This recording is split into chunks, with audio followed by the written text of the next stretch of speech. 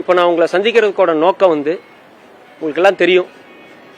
கடந்த சட்டமன்ற தேர்தலில் ரிசல்ட் வந்ததுக்கப்புறம் கடைசி 60 நாளா உட்கட்சி பிரச்சனை, கட்சி தாவல், குதிரை பேரம், சோஃபா மாடல், பிளாஸ்ட் இப்படிப்பட்ட செய்திகள் மட்டும்தான் நீங்கள் வெளியே வந்துகிட்டு இருக்கு. மக்கள் அதை மட்டுமே ரசித்து கொண்டு இருக்கிறாருன்னு நாம் நினைச்சிட்டு இருக்கோம். இதற்கிடையில எவ்வளவு ஒரு முக்கியமான பிரச்சனை நிலவிட்டு இருக்கு அப்படிங்கிறத சொல்றதுக்காகவும் உங்கள் மூலியமாக இந்த அரசாங்கத்திற்கு ஒரு கோரிக்கை வைப்பதற்காகவும் தான் இந்த பிரஸ் மீட்டை நம்ம ஏற்பாடு பண்ணியிருக்கோம். உங்களுக்கெல்லாம் தெரியும், அரசாங்கம் என்பது தனி மனிதர்களால் சார்ந்தது அல்ல. யார் இருந்தாலும் இல்லை என்று சொன்னாலும் அரசாங்கம் நடக்கும். அரசாங்க இயந்திரம் செயல்படும். அதுதான் நம்ம அரசியலமைப்பு விதியினுடைய கட்டமைப்பு. இப்போ ஒருத்தர் இருக்காங்க, ஒருத்தர் இல்லைங்கிறதுக்காக இந்த அரசாங்கம் நடக்காம போயிடாது.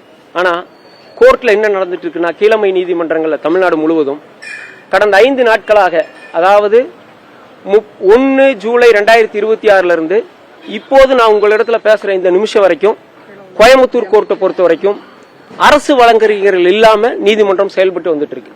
இது முழுமையா அரசியல் அமைப்பு சட்டத்திற்கு எதிரானது.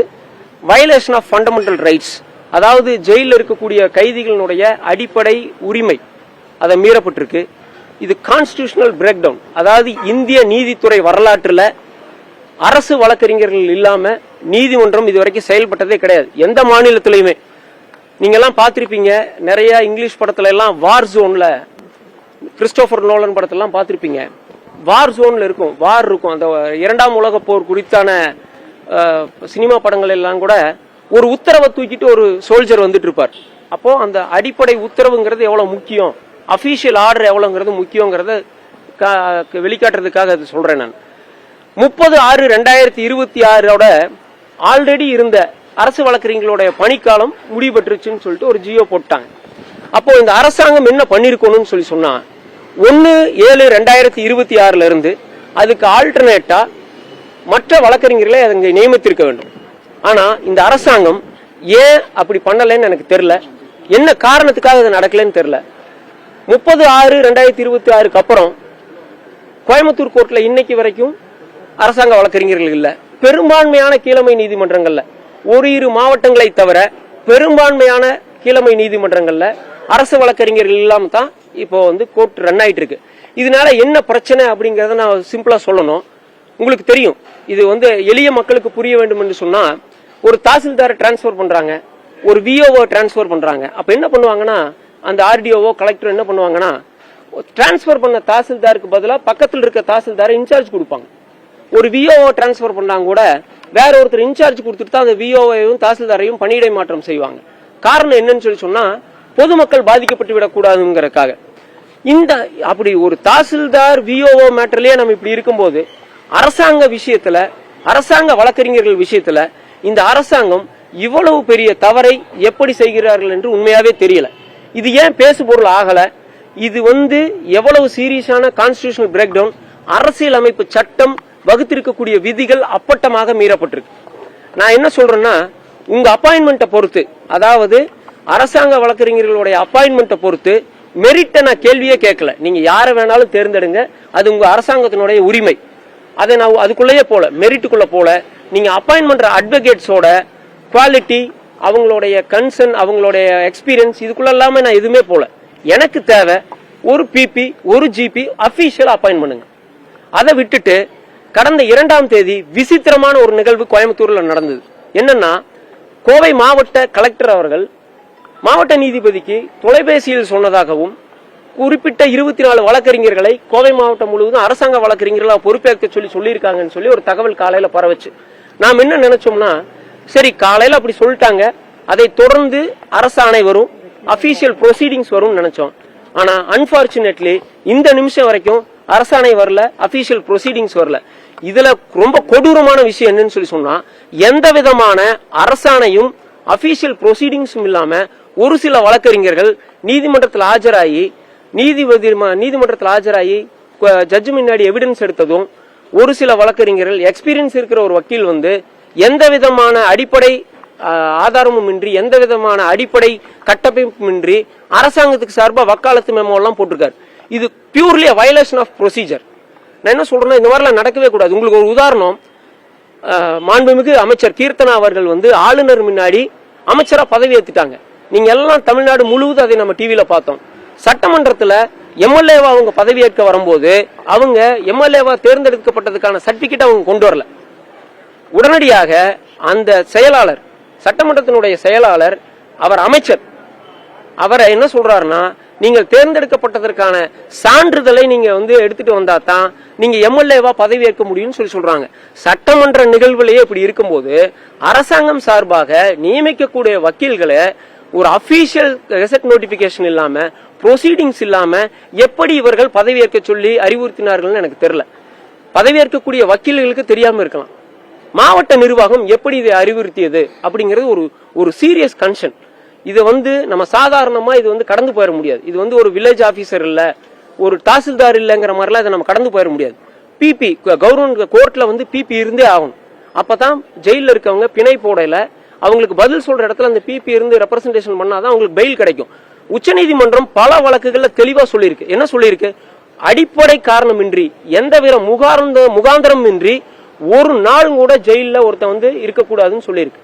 அரசு வழக்கறிஞர் இல்லாத காரணத்தினால 5 நாளா ஒருத்தர் பிரிசனர் வந்து ஜெயில இருக்காருன்னு சொல்லி சொன்னா அது அவருடைய அடிப்படை உரிமையை பறிக்கக்கூடிய செயலாகும். இது வந்து அப்பட்டமான அரசியலமைப்பு சட்டத்தினுடைய மீறல்.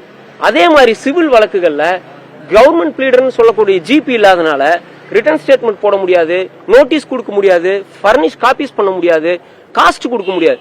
இதெல்லாம் நம்ம இதனால ஏற்படக்கூடிய இழப்புகளை எப்படி வழக்காடிகள் சந்திக்க போறாங்க, இதெல்லாம் நம்ம மனசுல வச்சுக்கணும். அது இந்த மாதிரி விஷயங்களை நம்ம வந்து சமூக வலைதளத்துல எழுதின போது கீழே இருக்கக்கூடிய தாவக்கவை சேர்ந்த நண்பர்கள் வந்து கீழே பதிவிட்டு இருந்தாங்க, பிபிஜிபிலன்னு பொய் சொல்றீங்க, அனிதா ராதாகிருஷ்ணனுக்கு எப்படி பெயில் கிடைச்சிச்சு, இப்ப திமுகவை சேர்ந்த ஒருத்தருக்கு எப்படி பெயில் கிடைச்சுன்னு கேட்டாங்க. அவர்களுக்கு விளக்க வேண்டிய கட்டாயத்துல நாம் இருக்கோம்.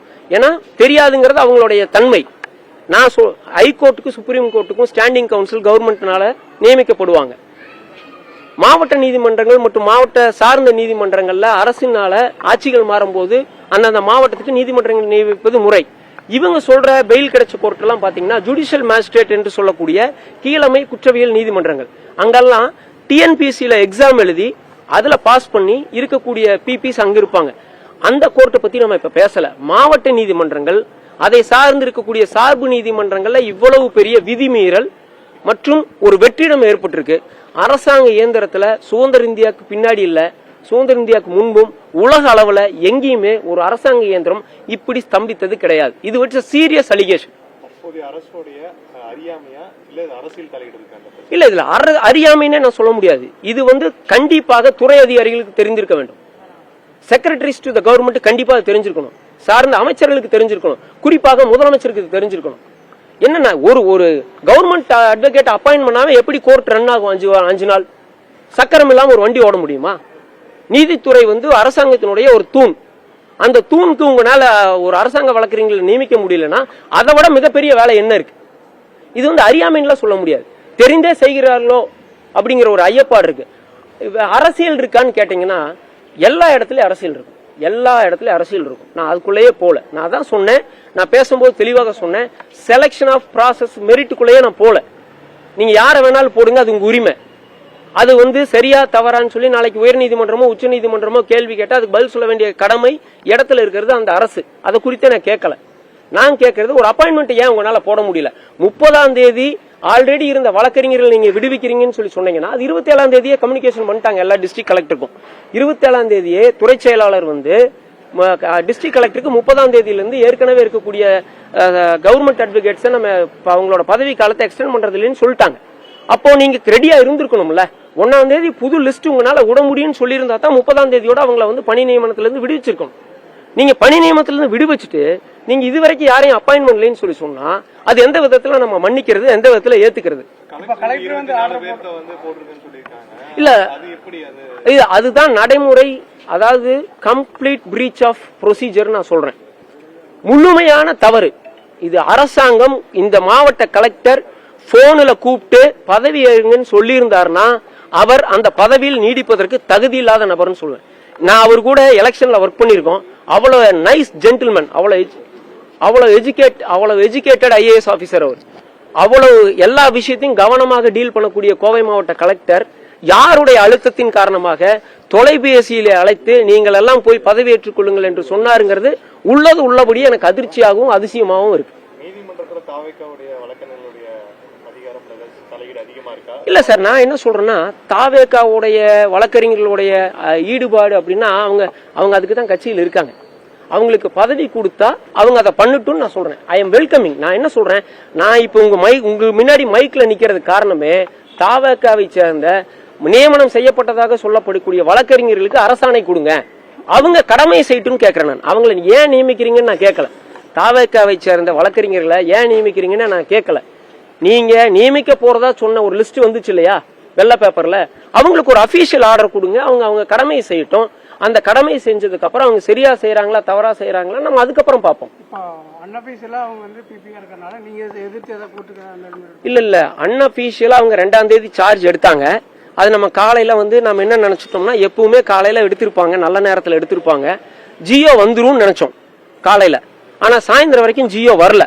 அப்பவே அன்னைக்கு சாயந்தரமே மாவட்ட நீதிமன்றத்தில் இடத்துல நம்ம முறையிட்டோம். அந்த கோர்ட் ஆபீசர் தான் இருந்தாங்க அன்னைக்கு, புதிய மாவட்ட நீதிபதி வந்திருந்தாங்க. அவங்க இன்னைக்கு தான் வர்றாங்க, அவங்க 2ஆம் தேதி தான் வர்றாங்க. அப்ப நம்ம கோர்ட்ல கோர்ட் ஆபீசர் கிட்ட நம்ம ரெப்ரசன்டேஷன் கொடுத்திருந்தோம். அவங்க சொன்னாங்க இன்னைக்கு வரைக்கும் எனக்கு வரல சார்னு சொன்னாங்க. நான் சொன்னேன் இனிமேல் மாவட்ட நீதிமன்றத்திற்கு உங்கள் வாயிலாகவும் நீதித்துறைக்கு என்னுடைய வேண்டுகோள் என்னன்னா, இனி அந்த அரசாணை பெறப்பட்டால் எந்த தேதியில் பெறப்பட்டது, எந்த நேரத்தில் பெறப்பட்டதுன்னு குறிப்பிடுக்கணும்னு சொல்லியிருக்கோம். ஏன்னா இது வரக்கூடிய சட்டமன்ற தொடர்ல இந்த பிரஸ் மீட்டின் வாயிலாக எதிர்க்கட்சி தலைவருக்கும் அனைத்து இந்திய அண்ணா திராவிட முன்னேற்ற கழகத்தினுடைய பொதுச் செயலாளரும் சட்டமன்ற தலைவருமான எடப்பாடி அவர்களுக்கும் நாம் ஒரு கோரிக்கை வைக்கிறோம். இந்த பிரச்சனைய வரக்கூடிய சட்டமன்ற கூட்டத்தொடர்ல அரசாங்க இயந்திரம் எப்படி பழுதுபட்டிருக்கு, எப்படி கான்ஸ்டிடியூஷனல் பிரீச் ஆயிருக்கு அப்படிங்கறத பதிவு பண்ணணும் அப்படிங்கறத நம்ம நோக்கமே தவிர போடக்கூடிய வக்கீல்களை குறித்து நம்ம குறையே சொல்லல. அவங்கள நம்ம வரவேற்கிறோம், இளைஞர்களை வரவேற்கிறோம். அவங்க பணி செஞ்சாங்கன்னா பாராட்டுறதுக்கு தயாரா இருக்கிறோம். இல்ல இன்னைக்கு காலையில இப்படியே விட்டுட்டு இருக்க முடியாது. இன்னைக்கு மாவட்ட நீதிபதியை சந்திச்சு உடனடியாக நீங்கள் இதை உயர்நீதிமன்றத்திற்கும் மாவட்ட நிர்வாகத்துக்கும் தெரியப்படுத்தணும். ஆல்டர்னேட் அரேஞ்ச்மெண்ட்ஸ் இப்ப பாத்தீங்கன்னா சிஜிஎம் கோர்ட்ல பிபி இருப்பாங்க, சிபிஐ கோர்ட்ல பிபி இருப்பாங்க, போக்சோ கோர்ட்ல இருப்பாங்க. இந்த மாதிரி இருக்கக்கூடிய பிபிகளையாவது இன்சார்ஜ் போடுங்க. இன்சார்ஜ் போட்டு பெயில் பெட்டிஷன்ஸை டிஸ்போஸ் பண்ணுங்க. இப்ப டைரி என்ன வந்துட்டு இருக்குன்னா, no representation on respondent side, அதாவது அரசாங்க தரப்பில் யாரும் ஆஜராகவில்லைன்னு சொல்லி பிணை வழக்குகள் தேதி போடப்பட்டு இருக்கு. அப்போ அதை தவிர்க்கிறதுக்காகவும் உள்ள ஜெயில இருக்கவங்களுடைய அடிப்படை உரிமையை, ஏன்னா ஒருத்தர் ஜெயிலுக்கு போயிட்டதுனாலே அவன் குற்றவாளின்னு முடிவு பண்ணிட முடியாது. ஆஃப்டர் ட்ரையல் தான் கோர்ட்டு தான் சொல்லணும் அவன் குற்றவாளியா இல்லைன்னு. குற்றம் நிரூபிக்கப்படும் வரை அவன் ஒரு குடிமகன். அவனுடைய அடிப்படை உரிமைகளை பறிக்காதீங்கன்னு சொல்லி நான் இன்னைக்கு பறிக்கிற மாதிரி இருக்கு. உடனடியா இதுக்கு ஏதாவது ஆல்டர்னேட் அரேஞ்ச்மெண்ட் பண்ணுங்க. உயர்நீதிமன்றத்துக்கு மாவட்ட நீதிமன்றம் வாயிலாக இதை தெரியப்படுத்துங்க. டிஸ்ட்ரிக்ட் அட்மினிஸ்ட்ரேஷனுக்கு இதை தெரியப்படுத்தி ஆல்டர்னேட் அரேஞ்ச்மெண்ட்ஸ் பண்ணுங்க அப்படின்னு சொல்லி நான் இன்னைக்கு காலையில் ஒரு மனு கொடுத்திருக்கேன். மேடமும் நல்லா ரிசீவ் பண்ணாங்க. அதுக்கான நடவடிக்கை எடுக்கிறதா சொல்லியிருக்காங்க. நீங்க பெயில்லாம் குறைஞ்சது ஒரு நாளைக்கு கோயம்புத்தூர் மாவட்டத்தை பொறுத்த வரைக்கும் மாவட்ட நீதிமன்றத்தில் குறைந்தது 50 இருந்து 60 பிணை வழக்குகள் வரும். அப்ப 5 நாளைக்கு பாத்தீங்கன்னா 300-400 வழக்குகள் பிணை வழக்குகள் மட்டும் தேங்கியிருக்கு. அதுபோக சிவில் வழக்குகள்ல எண்ணில் அடங்கா வழக்குகள் தேங்கியிருக்கு. ஒரே நிமிஷம், இது நம்ம எல்லாத்துக்கும் புரியணும் இல்லையா? இப்ப நம்ம சொல்றது புரியறதுக்காக ஒரு விஷயம் நான் சொல்லிடுறேன். நான் என்ன சொல்றேன்னா, படிச்சு சொல்றேன், ப்ரொசீஜரையும் புரோட்டோகாலையும் ஃபாலோ பண்ணுங்கன்னு சொல்றேன். ஜென்சி கட்டுக்காக சொல்லிக்கிறேன். அப்பதான் இது ரீச் ஆகும். நன்றி, வணக்கம்.